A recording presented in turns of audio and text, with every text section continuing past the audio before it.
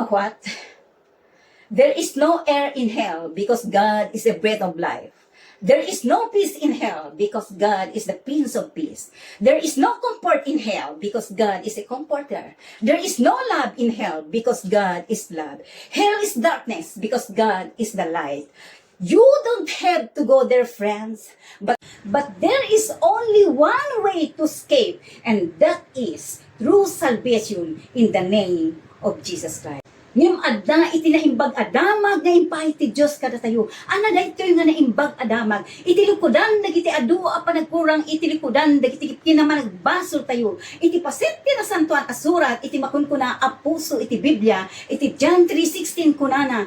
Takas talaunay panagayat ti Dios dito'y lubong nga inted na ti anak na bubugtong tapnon isu amin amamati ken kuana saan amapukaw no diket adda biag na nga agnanayon. So kaya't nangarod nga sa uwen kakabsat adda iti naramid ti Dios nga wagas tapnon iti kasta maliklikan tayo iti mapan iti dayta nga impyerno. Ngem kunana iti paset ti nasantuan a surat iti 1 John 1:9. No ipudno tayo dagiti basbasol tayo isu ti mapagtalkan ken nalinteg amang makawan kada tayo kadagiti basbasol tayo ken mangungas kada tayo kadagiti su amin a kinakillo tayo. Kaya't nangarod asawen anyaman nga kinarugit mo anyaman nga dakil a panagbasol mo anyaman ti panagkurkurang mo no masidig ka kini Apo Dios pakawanin na dagiti basbasol tayo. Isut gapuna nga anya iti parte nga masapol nga aramidem tapno magunudang nga rod iti pannakasalakan. Dumawat ka iti pamakawan iti Apo o masidig ka iti Apo tagay ipudnom dagiti basbasol mo ken kuana ket awatem ni Kristo akas mangisalakan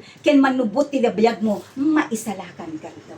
Dayta iti masapol nga aramidem ta dayta iti partem nga aramiden tapnon ti kasama gunod mo iti pannakaisalakan tapnon maliklikan mo ti mapan iti dayta nga nakabutbuti nga impyerno.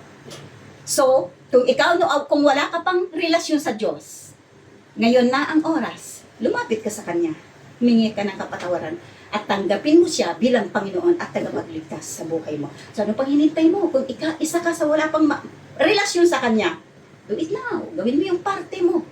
Yan ang parte mo. Magandang hapon po sa inyong lahat.